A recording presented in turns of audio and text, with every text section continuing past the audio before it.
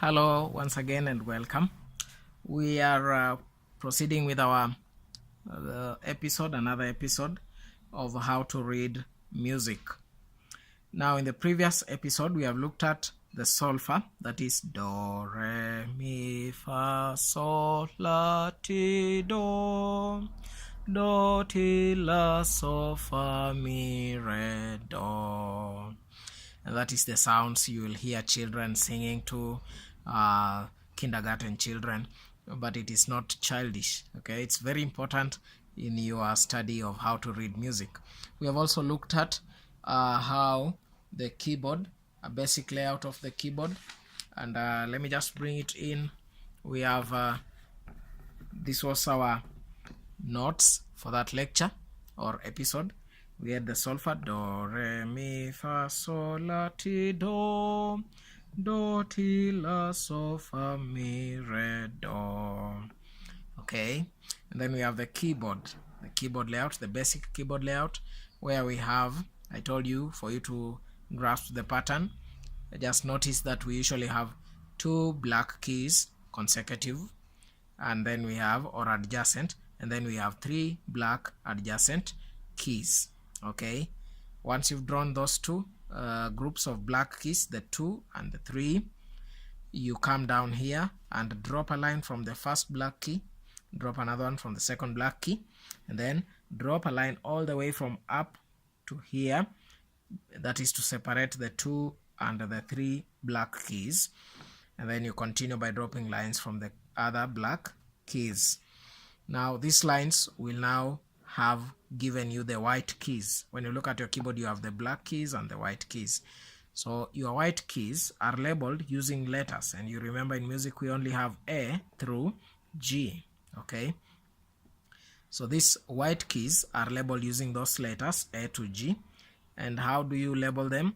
The white key before the two consecutive or adjacent black keys is usually C. Okay, so just know where to put C.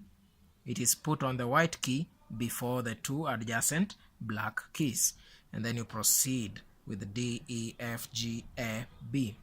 Okay, and then the black keys are labeled as either a sharp or a flat. It is a sharp of the key that comes before it, and it is a flat of the key that comes after it. So this black key is either C sharp or D flat. This one is either D sharp or E flat. This is either F sharp or G flat. This is either G sharp or A flat. And lastly, this one is either A sharp or B flat. Okay, now in this lecture, after knowing this, we are going to be using this knowledge to do what we call reading of key signatures. You remember key signature? Yeah, so we are going to that in this episode.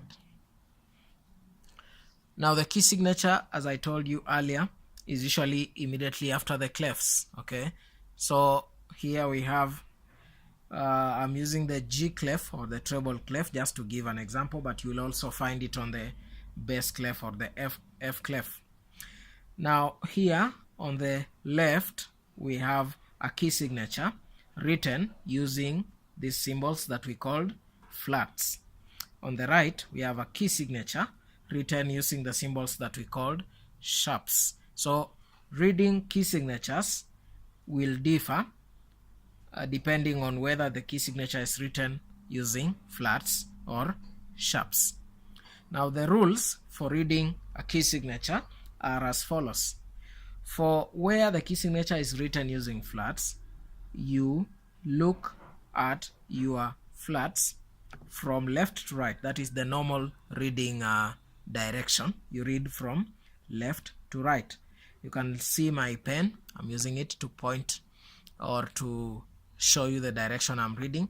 So when I'm reading from left going right. Okay, so from left going right. Now as I read from left going right, what happens is that the symbols used to write the key signature, you will meet one at a time. For example, as I begin, you can see the first flat is covered with my pen. So that is the first one, and I move. The second one is covered, you see, the one at the top there, and I move. The third one is covered, the one at the bottom there, and lastly the fourth one is covered.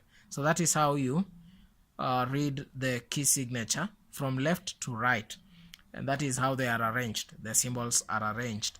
So I can say this is the first flat, that is the second flat, this is the third flat, and this is the fourth flat.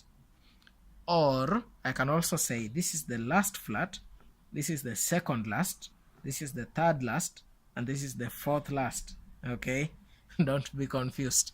The first, if we have 4, the first is also called the fourth last, right? Yeah, so the last, second last, third last, fourth last. Now I would like you to count them backwards, that is from the last one, second last, third last, and fourth last, because for you to identify the key signature, you look at your second last flat. Okay, in this case, this is our second last flat, the one I've circled. Now, after looking at your second last flat, you realize this one is in the second space. So this is the first line, the first space, second line, second space. Okay, now here is where the labeling of the stuff using letters comes in handy, because what you need to get from this second last symbol or the flat is what is the letter for the position in which that flat is put. Now this flat is in the second space. Now this stuff has the treble clef or the G clef. Okay, now the G clef, when you begin to draw it, you almost circle the second line, and it is also called the G clef to mean it identifies to you the line that has the label G, which is the second line. So this is G, and the space above this line G will be, you remember we only have A to, A to G, and therefore this will be A. Okay, yeah. Now you realize I've written second last flat. You look at the second last flat and then write it, or the key signature is written as XB. Now X here, I'm using it as a placeholder. Now X is the place for the letter of the position in which that symbol is. So for example, for this key signature, what will be the key signature?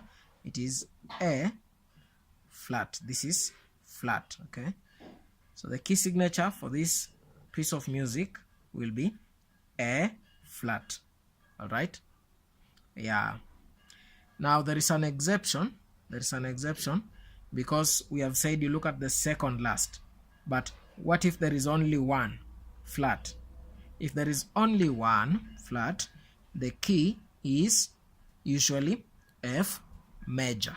Okay, okay. So if you see one flat, just know the key is F. All right. If there are more than one, 2 or more, then look at the second last, get the letter for that position, and add there a flat.